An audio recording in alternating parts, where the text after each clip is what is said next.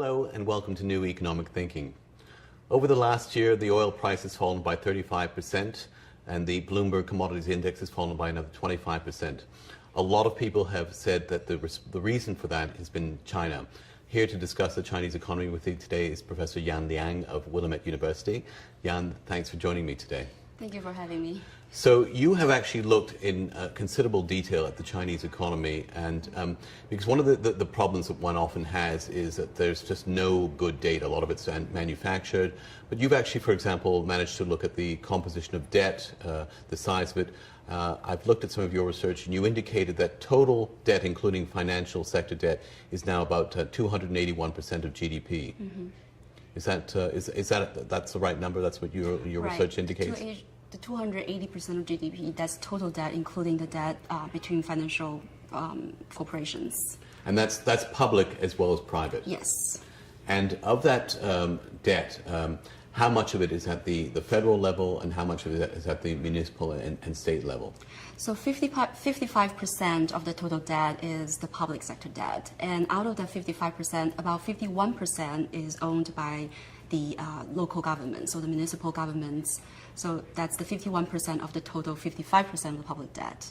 And so, now, arguably, it is because the Chinese government is now seeking to slow the rate of credit expansion and right. slow that debt growth down, that the economy has started to slow down, and with the repercussions that you've had, this collapse in commodity prices and strains on the global economy. To what extent do you think China's deleveraging has been responsible for the global economic slowdown? Well, so the Chinese credit expansion, as you pointed out correctly, it has been growing very rapidly since the global financial crisis. So since 2007, there was an 83% percentage points increase in credit in China. So that puts the debt... That's since 2008?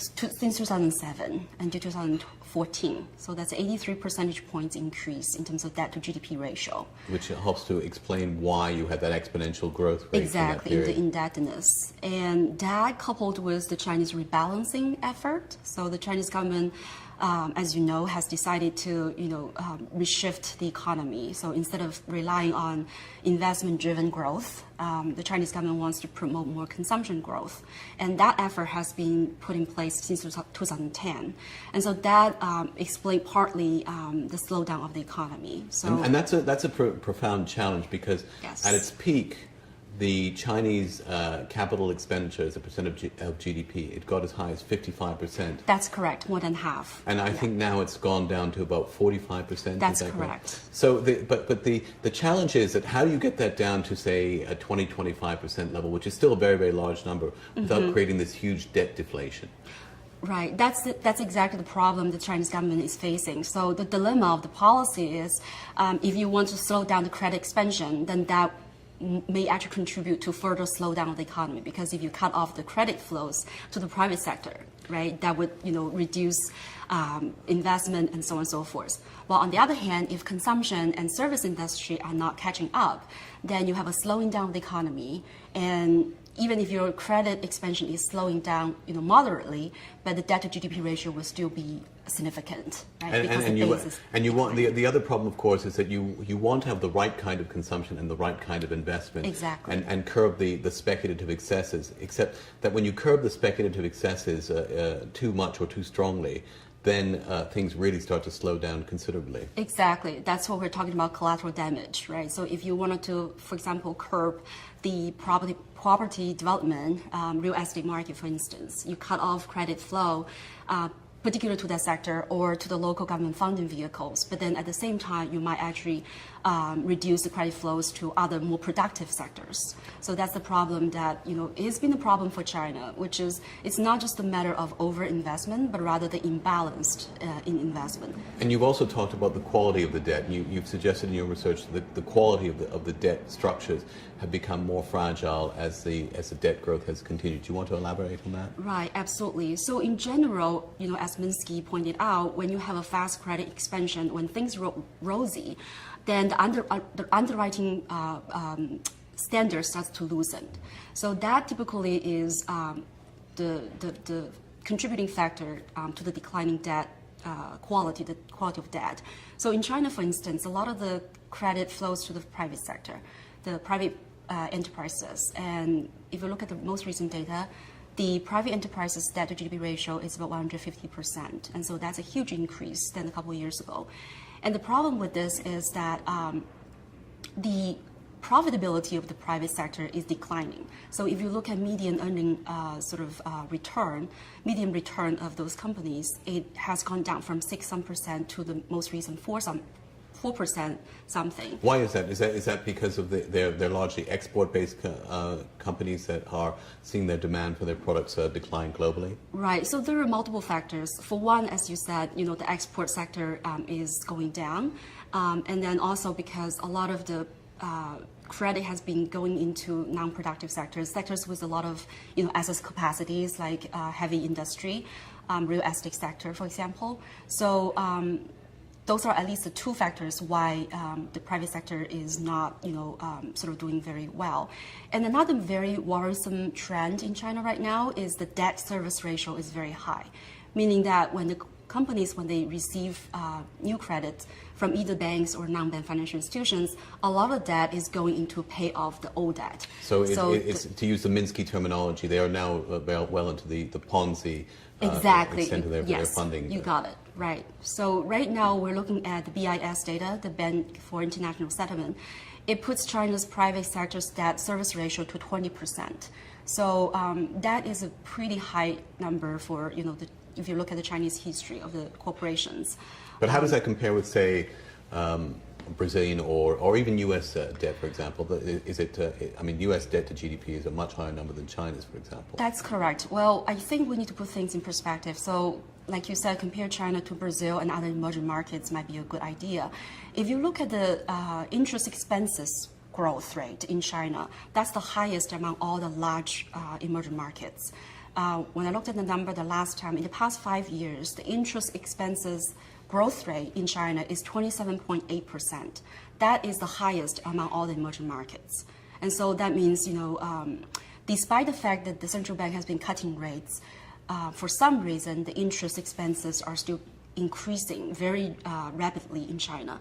And I think one of the reasons is the shadow banks, because they typically charge higher interest rates when they lend to the private sector. Now, I want to get into that because a lot of your research has been devoted to the shadow banking system. That's correct. This is not we call it the shadow banking system, but it's not the same kind of shadow banking system that we have here in the U.S. For example, a vast array of securitized mortgages, for example. It's something actually more closely approximating classic loan sharking activity in China, isn't it? I think that's part of it, but the informal securitization of loans also exists in China, and it's under the name of the so-called wealth management products.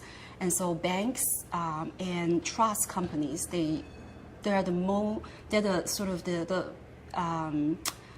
major issuers and distributors of those wealth management products. Those are more like the plain vanilla type of securitization of loans and other credit assets.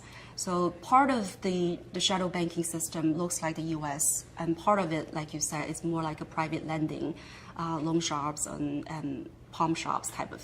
And within that shadow banking sector, do we also have things like, for example, the equivalent of collateralized debt obligations, or even more extraordinary forms of derivative activity?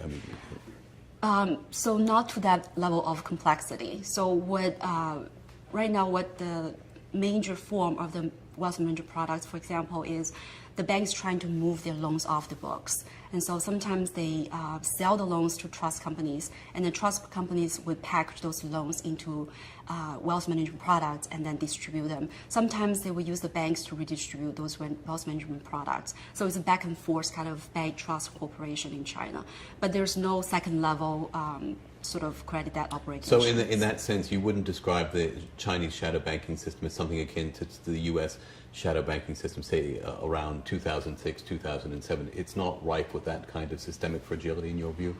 Well, I think, right. So if you compare the two countries, the Chinese shadow banking system in terms of size is so much smaller than the U.S. And it's also much less complex. But in terms of its contribution to systemic risk, I would say the Chinese shadow banking system is also very significant. But of course, I don't think it's to the extent like the U.S. for many reasons. For one is because the size is too small, and for two, the banking sector in China is still the dominant player in the financial system. So most credit intermediation still goes through the banks? Yes. What percentage would you say that is? It really varies. Some of the people would put that number to 90%, but if you look at the so-called total social financing in China, which is the broad measure of credit flows in the economy, shadow banking typically account for right around 20% of So the that's total. still, I mean, relative to the U.S., I recall in the period of the mid-2000s, I think about 75% of credit it was intermediated in the U.S. via the shadow banking system. So China is nowhere near that right now. No, so China would be about 1/3 or 1/4. Which is, I think, a healthy consideration to keep in mind when people talk about the blow-up of the Chinese economy. There's another aspect to this, which is foreign debt. My understanding is that foreign debt in China is still relatively low. That's correct. So there is evidence that the Chinese firms increasingly borrow from abroad because of the low interest rate and so on and so forth. But that picture may change as the Fed increase interest rate. Well, that's a side story, but you're right. The national, in terms of total external debt, it's only about $800 billion, which is about 9% of the gross national income. And that's been constant for the last four or 5 years. Right, that's been pretty constant. And so China basically has, very I would think resources and very ample resources to repay its external debt. So I don't think external debt is a big problem. Is it in classic emerging market crises that you look at in the past, whether it be, say, Brazil or Argentina, Mexico in 1982, the real problem seems to have been the huge accumulation not only of private debt but private foreign debt. Right. So China's situation in that sense seems to be a much more manageable one than what you've had in most emerging market economies. Right. As far as external debt is concerned, I'm pretty confident that China is unlike Mexico or Brazil in the 80s or 90s, because for one, like we said, the debt to GDP ratio, the external debt to GDP ratio is very much under control, and also the other fact is we know that China accumulates about $4 trillion of foreign exchange reserves. Plus, it's tight capital control. So I don't think capital flights or things like that would be a huge concern for China. And what is the budget deficit as a percentage of GDP? How big is that? The federal level? Yes. Or, yeah. So the deficit to GDP ratio is around 18%. So it's very manageable. Public debt. So there was, I guess. So my follow-on question would be that would imply that there is considerable fiscal space to continue to engender recovery if the debt deflation problems start to get out of hand again.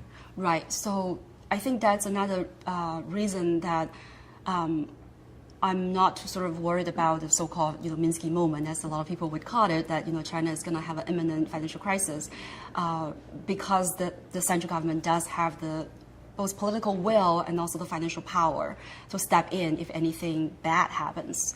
Like you said, that the public debt is very manageable.